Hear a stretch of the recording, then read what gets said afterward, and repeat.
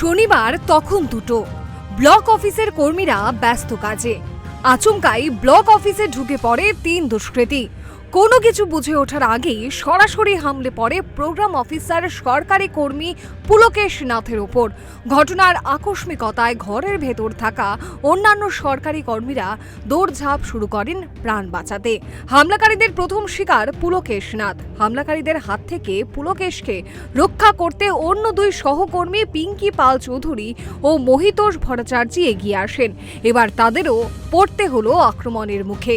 কিলচর ঘুষি থেকে শুরু করে অকথ্য ভাষায় গালাগাল চলতে থাকে সমান তালে। বেশ কিছুক্ষণ তাণ্ডব চালানো হয় ব্লক অফিসের ভেতরে। হামলাকারীদের আক্রমণ শুধু সরকারি কর্মীদের ওপরই সীমাবদ্ধ ছিল না, তাদের রোষের মুখে পড়তে হয়েছে অফিসে থাকা বিভিন্ন কম্পিউটার মেশিন সহ আসবাবপত্র। মোদ্দা কথায় কয়েক মিনিটের তাণ্ডবে গোটা ব্লক অফিস চত্বরে ছড়িয়ে পড়ে আতঙ্ক। ঘটনার খবর পেয়ে যখন কৈলাসহর থানার পুলিশ টিএসআর বাহিনী পরিবেষ্টিত হয়ে ঘটনাস্থলের দিকে আসছিল, ঠিক তার আগে পগার পাড় চলে যায় তিন দুষ্কৃতী নূরপুরের জুয়েল আহমেদ, আব্দুল কাদির এবং রাজীব আলী। আজকে ঠিক 2টার দিকে হঠাৎ করে 2-3 লোক, একজনের নাম জুয়েল আহমেদ, বাড়ি নূরপুর, যতটুকু আমি চিনতে পেরেছি। একজনের নাম হচ্ছে আব্দুল কাদির, বাড়ি নূরপুর, আর একজনের নাম হচ্ছে রাজীব আলী, বাড়ি ইয়াজেগাঁও। তো হঠাৎ করে তারা আমাদের রুমে আসে। আমি আমার রুমে বসে কাজ করছি, আমার সঙ্গে রয়েছিল ওর বিআরএস, ওর বুঝতে ও তার টেবিলে বসে কাজ করছে, এবং সামনে আমাদের কম্পিউটার অপারেটর প্রিন্সিপাল চৌধুরী, ও বসে কাজ করছে। হঠাৎ তারা চলে আসে আমাদের রুমের মধ্যে। চলে এসে প্রথম তো কিছু ভাবতে পারিনি, ও যখনই টেবিলের সামনে চলে আসে দুজন আমাকে ওদের মারতে শুরু করে, অজস্রভাবে মারতে শুরু করে। কে মারতে বলল? রাজীব আলী, প্রথম রাজীব আলী এবং এই জুয়েল আহমেদ মারা শুরু করে। মারা শুরু করতে 3 মিনিট দাঁড়িয়ে যায়। এরপর ওকে ধাক্কা দেয়, ও ধাক্কা দিয়ে রুম থেকে বাইরে বের করে দিয়েছে। তারপর ওরা খুব মারছে। এরপরে আরেকজন আসছে আব্দুল কাদির, ও এসে মারছে 3 জনের।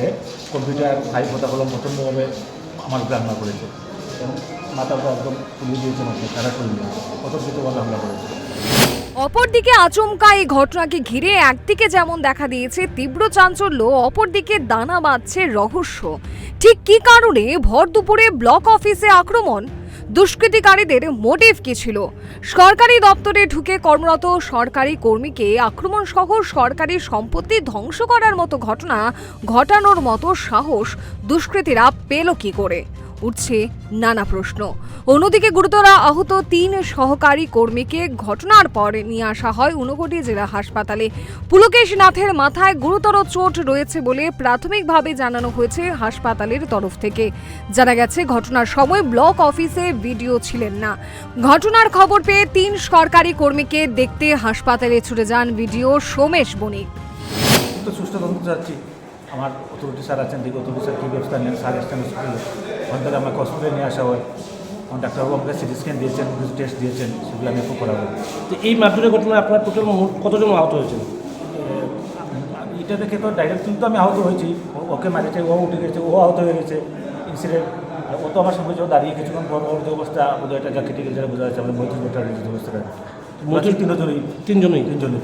তো তাদের বিরুদ্ধে কি আপনারা কি মামলা করবেন? তারা অবশ্যই মামলা করবো। ঘটনার পর ব্লকের আধিকারিক সোমেশ বণিকের কোনো প্রতিক্রিয়া পাওয়া না গেলেও আহতরা দুষ্কৃতিকারীদের বিরুদ্ধে মামলা করার প্রস্তুতি নিচ্ছেন। শনিবার দুপুরে ঘটে যাওয়া সরকারি অফিসে দুষ্কৃতী তাণ্ডবের ঘটনাকে ঘিরে গোটা ব্লক এলাকায় দেখা দিয়েছে তীব্র চাঞ্চল্য ও উত্তেজনা। অভিযুক্তদের দ্রুত গ্রেপ্তার করে তাদের বিরুদ্ধে কঠোর আইনি পদক্ষেপ গ্রহণ করার দাবি উঠেছে নানা মহল থেকে। ঘটনার তদন্তে নেমে চিহ্নিত 3 দুষ্কৃতিকারীকে আদৌ জালে তোলার সাহস দেখাতে পারে কিনা তার দিকে তাকিয়ে আছেন সচেতন মানুষ। এখন দেখার বিষয় ব্লকের ভিডিও থানায় লিখিতভাবে দুষ্কৃতিকারীদের বিরুদ্ধে মামলা করেন কিনা। তবে খবর লেখা পর্যন্ত ভিডিওর তরফ থেকে এ বিষয়ে কোনো প্রতিক্রিয়া মেলেনি।